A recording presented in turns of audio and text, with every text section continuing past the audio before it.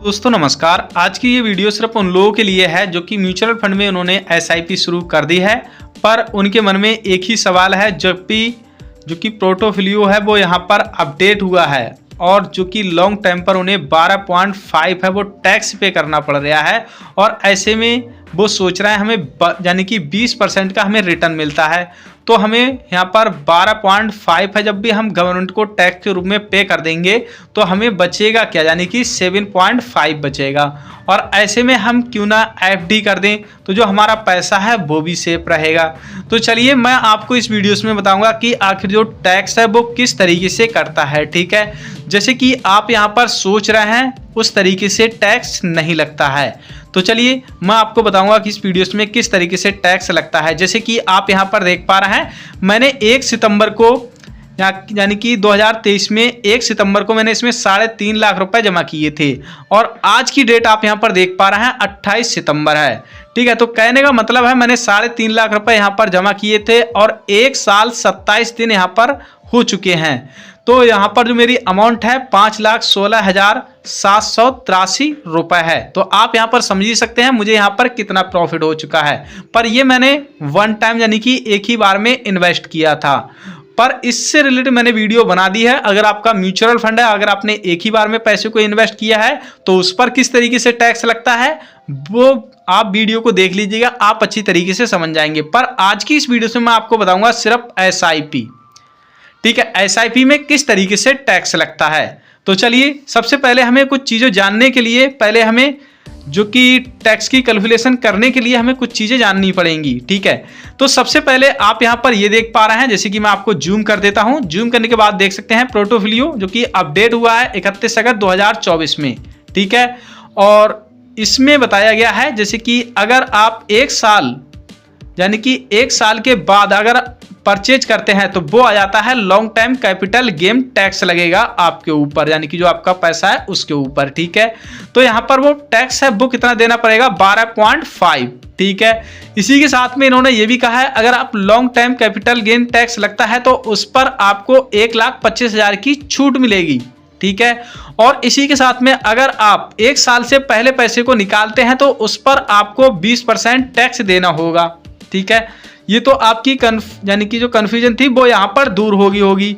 ठीक है, इसी के साथ में अगर आप शॉर्ट टाइम में पैसे को निकालते हैं तो एक टैक्स और भी लगता है। ठीक है, वो कौन सा टैक्स है चलिए वो आपको यहाँ पर बता देता हूँ। जैसे कि एग्जिट लोड, जैसे कि आप यहाँ पर देख पा रहे हैं एग्जिट लोड। ठीक है, अगर आप 1 साल से पहले पैसे को विड्रॉल करते हैं तो वो आपको यहाँ पर 1% एग्जिट लोड देना होगा। तो आप समझ गए। तो चलिए अब मैं आपको समझाता हूं यहाँ पर अपनी कॉपी पर। ठीक है, कि आखिर टैक्स किस तरीके से पे करना होता है। एग्जाम्पल के तौर पर हम मान लेते हैं 6 मई को आपने एसआईपी शुरू की और उसके बाद में आपने एसआईपी को पे करते गए और उसके बाद में 6 साल आपके यहाँ पर कंप्लीट हो जाते हैं। कहने का मतलब है 6 साल आपके कंप्लीट हो गए। अब आप चाहते हैं कि एसआईपी को हम ना चलाएं, तो एसआईपी अगर आपने ऑनलाइन कर रखी है तो आप उसे रोक सकते हैं। इसी के साथ में अगर आपने बैंक से जाकर अपनी एसआईपी स्टार्ट करा रखी है तो आप वहां पर भी जाकर बैंक जाकर भी अपनी एसआईपी रुकवा सकते हैं। अब यहाँ पर जो टैक्स है वो किस पर लगेगा। ठीक है, सबसे पहले हम ये समझ लेते हैं। एसआईपी है जो कि आप देख पा रहे हैं कैलकुलेटर। ठीक है, एसआईपी अब हम 5,000 रुपए की एसआईपी चला रहे हैं। ठीक है, हो सकता है आपकी अधिक हो सकती है या फिर कम हो सकती है। ठीक है, उसके बाद में जो एसआईपी है हमने 6 साल चलाई और हमें 20.1 का यहाँ पर रिटर्न मिला, जो कि आप यहाँ पर देख पा रहे हैं। टोटल हमारी अमाउंट बैठी इन्वेस्ट और जो हमें प्रॉफिट हुआ था वो बैठी हमारी 7 लाख। अब हमने इसमें जो इन्वेस्ट की थी 3,60,000 रुपए तो हमने इन्वेस्ट कर दिया था। ठीक है, इसी के साथ में 3,40,000 रुपए का हमें इसमें प्रॉफिट हुआ 6 सालों में। अब यहाँ पर हमें यानी कि टैक्स की कैलकुलेशन करना है, तो जो हमारी अमाउंट बैठ रही है पहले तो पूरी टोटल 7 लाख बैठ रही है, तो हम क्या करेंगे यहाँ पर 7 लाख लिखेंगे। इकाई, दहाई, सैकड़ा, हजार, 10,000, लाख। इकाई, दहाई, सैकड़ा, हजार, 10,000, लाख। ठीक है, यानी कि 7 लाख हो गए। 7 लाख में से 3,60,000 हम वो पैसे निकालेंगे जो हमने इसमें इन्वेस्ट किए हैं। तो मैं यहाँ पर कर देता हूँ इसमें से 3,60,000 हमने वो पैसे इसमें से निकाले जो कि हमने इन्वेस्ट किए थे। अब वो पैसे हमारे कितने बचे, जो कि मैं आपको बता दूं, वो बचे हमारे 3,40,000। ठीक है, आप खुद ही कैलकुलेशन करके देख सकते हैं, 3,40,000 रुपए हमारे बचे।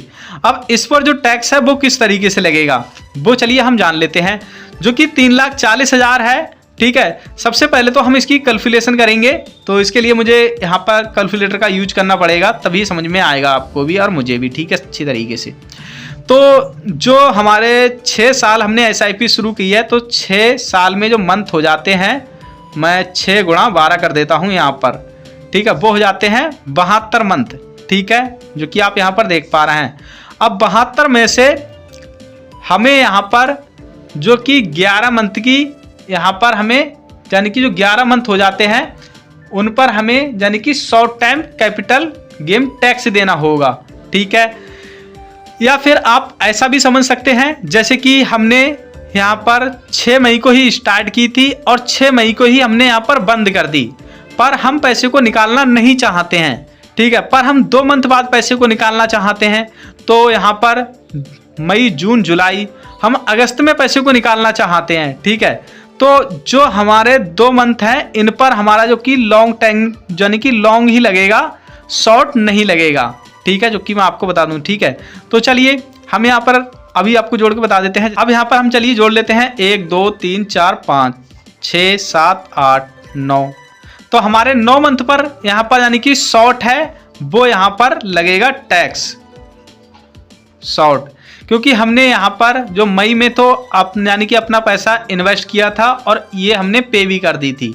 तो कहने का मतलब है हमें 11 मंथ का लगना चाहिए और उसके बाद में हमने 2 मंथ बाद यहाँ पर पैसे को निकालना है, यानी कि मई को हमने किया था, जून जुलाई में, तो ये इनमें हमने पैसे को विड्रॉल नहीं किया, पर हमें अचानक से ज़रूरत पड़ जाती है।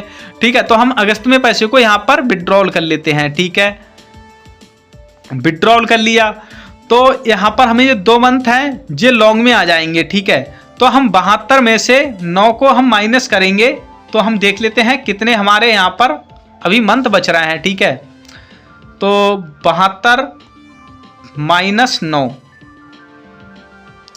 हमारे 63 बच जाते हैं। ठीक है, और इस पर लगेगा लॉन्ग। ठीक है, अब ये लॉन्ग कैसे करके लगेगा, सबसे पहले हम ये समझ लेते हैं। ये है 3,40,000, तो मैं यहाँ पर कर देता हूँ 3,40,000। 3,40,000 हो गया, भाग करेंगे हम 72 से, सॉरी गुणा हो गई, हम भाग करेंगे यहाँ पर। ठीक है, तो जो हमारी अमाउंट हो रही है वो हो रही है पर मंथ की 4,722.22। ठीक है, यानी कि पर मंथ हमारी इतनी यहाँ पर पड़ रही है। कहने का मतलब है जो हमने 5,000 रुपये इन्वेस्ट किए थे वो हमने पैसे यहाँ पर निकाल लिए हैं, जो कि हमारी इन्वेस्ट हुई थी वो अमाउंट हुई थी ये, यानी कि 3,60,000, पर हमें इस पर टैक्स पे करना नहीं होता है क्योंकि ये हमारी इन्वेस्ट हुई भी है। ठीक है, हमें टैक्स पे करना उस पर होता है जिस पर हमें यहाँ पर जो हमने पैसा इन्वेस्ट किया था और उसके ऊपर हमें जो कि प्रॉफिट हुआ है। ठीक है, तो आप यहाँ पर इस तरीके से समझ सकते हैं। ठीक है, पर यहाँ पर भी आपको बता दूं 1,00,000 रुपए का आपको यहाँ पर प्रॉफिट होगा, 1,25,000 का। ठीक है, वो किस पर होगा वो भी मैं आपको बताऊंगा। तो यहाँ पर हम क्या करेंगे, यानी कि सबसे पहले हम 63 की यहाँ पर गुणा कर लेंगे। ठीक है, गुणा 63 ये हो जाते हैं 2,97,500 रुपये, जो कि आप यहाँ पर देख पा रहे हैं। ठीक है, 2,97,500। तो चलिए मैं यहाँ पर 2,97,500 लिख देता हूँ, 97,500 लिख दिए। इसी के साथ में जो कि 9 मंथ, तो चलिए मैं 9 मंथ की भी यहाँ पर गुणा कर देता हूँ। 9 मंथ तो यहाँ पर हो जाते हैं 42,500। ठीक है, तो चलिए मैं इसका कुछ इस तरीके से कर देता हूँ, 42,500। ठीक है, 42,500 और इसी के साथ में हम इनको प्लस करके देख लेते हैं, क्या हमारी जो अमाउंट है वो 3,40,000 बैठ रही है कि नहीं बैठ रही है। ठीक है, तो मैं यहाँ पर इसे प्लस कर देता हूँ 2,97,500। तो देख सकते हैं जो हमारी अमाउंट है वो यहाँ पर बैठ रही है पूरी। ठीक है, 3,40,000। अब इसमें से हमें यानी कि जो लॉन्ग है इसमें से हमें 1,25,000 वो माइनस करना पड़ेगा जो हमें छूट मिल रही है। ठीक है, छूट कहाँ पर मिल रही है वो चलिए मैं आपको बता देता हूँ। जैसे कि आपको यहाँ पर देखने को मिल रहा है 12.5 आपको टैक्स पे करना पड़ेगा। ठीक है, पर इसी के साथ में लॉन्ग टाइम पर जितना भी जो आपका प्रॉफिट होगा, ठीक है, उसमें आपको 1,25,000 की छूट भी मिल रही है। ठीक है, तो हम इसमें से पहले 1,25,000 की छूट पे करेंगे। ठीक है, 1,25,000 इसे माइनस करेंगे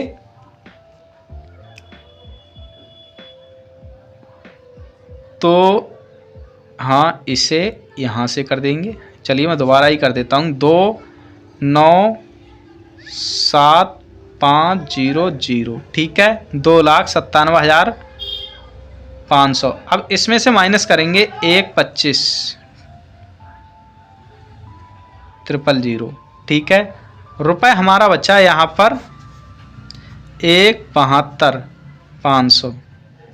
ठीक है, इस पर लगेगा लॉन्ग। ठीक है, क्योंकि 1,00,000 की तो उसने छूट दी है हमें लॉन्ग पर। ठीक है, तो इसमें हमारा 1,72,000 पर ही लगेगा, 1,72,500 पर ही हमारा लॉन्ग टाइम टैक्स लगेगा। ठीक है, तो चलिए मैं सबसे पहले इसी का ही यहाँ पर टैक्स निकाल देता हूँ कितना बैठेगा। ठीक है, तो मैं यहाँ पर गुणा और प्लस 12.5 जो हमारा टैक्स यहाँ पर लग रहा है, जैसे कि ये है। ठीक है, 12.5 है जो कि हमारा टैक्स लग रहा है, जैसे कि आप यहाँ पर देख पा रहे हैं। ठीक है, इसको मैं यहाँ पर कर रहा हूँ 12.5 और प्रतिशत। तो कहने का मतलब है 21,500 रुपये का हमें यहाँ पर टैक्स पे करना पड़ेगा। ठीक है, 21,562 रुपये का हमें टैक्स पे करना पड़ेगा। ठीक है, ये हो गया हमारा टैक्स। अब ये तो हो गया आपका टैक्स। इसी के साथ में आ जाता है शॉर्ट जो कि 42,500 रुपये है।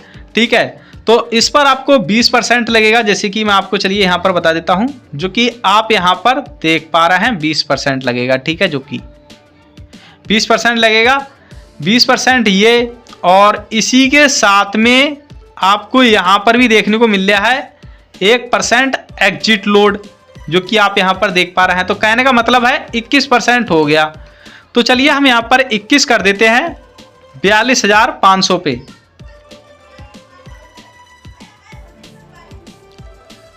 42,500 और गुणा 21%।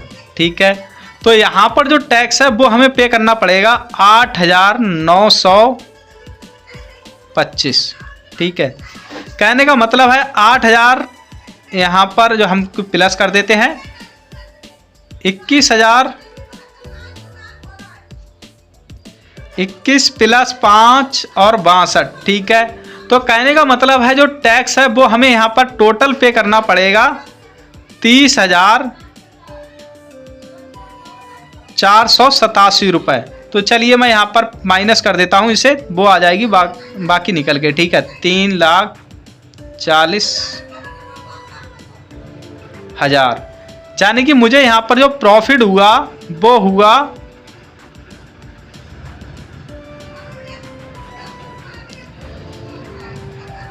3,09,513 रुपये का मुझे यहाँ पर प्रॉफिट हुआ। ठीक है, 6 साल में। और जो कि मेरी इन्वेस्ट थी वो थी यहाँ पर 3,60,000। अब इन्हें आप प्लस करके देख सकते हैं।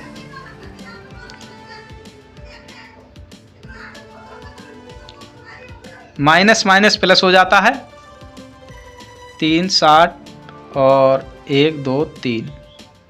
ठीक है, तो आप यहाँ पर देख सकते हैं जो हमें टोटल अमाउंट मिलेगी, तो जो हमें टोटल अमाउंट मिलेगी वो मिलेगी यहाँ पर 6,69,513 रुपए की हमें यहाँ पर अमाउंट मिलेगी टैक्स कट उठ कर। ठीक है, तो आप यहाँ पर समझ सकते हैं। अब आपको मैं यहाँ पर कुछ चीज़ें बता दूं, जैसे कि यहाँ पर आपको 21% का यहाँ पर टैक्स लगा था। ठीक है, तो वो टैक्स किस तरीके से लगा था, जैसे कि यहाँ पर आपको 9 मंथ पे टैक्स लगा था।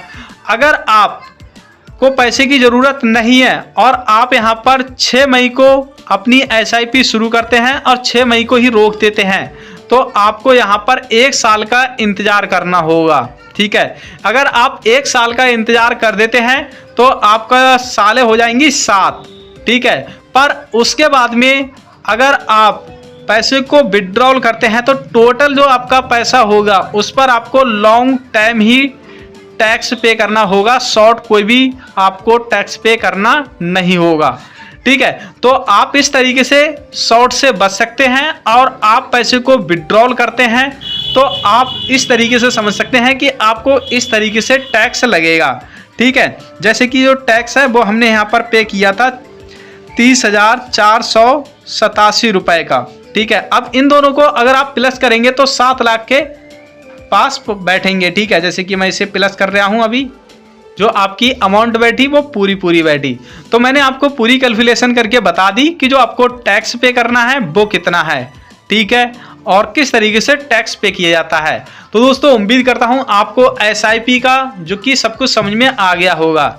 अब चलिए मैं आपको अपना यहाँ पर बता देता हूँ, जैसे कि जो मुझे यहाँ पर रिटर्न मिल रहा है इस समय। ठीक है, वो रिटर्न मुझे क्या मिल रहा है, मैं यहाँ पर अपनी जिस म्यूचुअल फंड में मैंने पैसे को इन्वेस्ट किया है वो मैं आपको यहाँ पर दिखा देता हूँ, जैसे कि वो है 406 रुपये। ठीक है, और जो इन्होंने रिटर्न दिया है वो आप यहाँ पर देख सकते हैं 45.68 का रिटर्न दिया है 1 साल में, जो कि आप यहाँ पर देख पा रहे हैं। ठीक है, 2 साल में इन्होंने 37 का दिया है और 3 साल में इन्होंने 27 का दिया है, जो कि आप यहाँ पर देख पा रहे हैं। ठीक है, और इसी के साथ में आप यहाँ पर देख पा रहे हैं जो मेरा म्यूचुअल फंड है SBI Contra fund regular plan growth है। ठीक है, अब मैं इसे यहाँ पर अपना SBI यूनो में भी जाके दिखा देता हूँ आपको, ताकि आप लोगों को यकीन हो जाए। ठीक है, तो मैंने यहाँ पर इन्वेस्टमेंट पे सिंपली क्लिक किया और आप यहाँ पर देख सकते हैं कोई ये एडिटिंग नहीं है, मैं इस पर सिंपली क्लिक कर रहा हूँ। ठीक है, तो आप यहाँ पर देख सकते हैं जो मेरी अमाउंट है, इसी के साथ में आप यहाँ पर नीचे भी देख पा रहे हैं। ठीक है, जो करंट वैल्यू है वो यहाँ पर कितनी है, और इसी के साथ में जो कि नेट एसेट वैल्यू यानी कि NAV की, और जो कि मेरा यहाँ पर म्यूचुअल फंड कौन सा है, SBI Contra fund regular plan growth. ठीक है, तो दोस्तों उम्मीद करता हूँ आपको ये सब कुछ समझ में आ गया होगा, और आपके मन में फिर भी किसी प्रकार का कोई भी सवाल है तो मुझे नीचे कमेंट सेक्शन में बता सकते हैं। मिलते हैं नेक्स्ट वीडियोस में।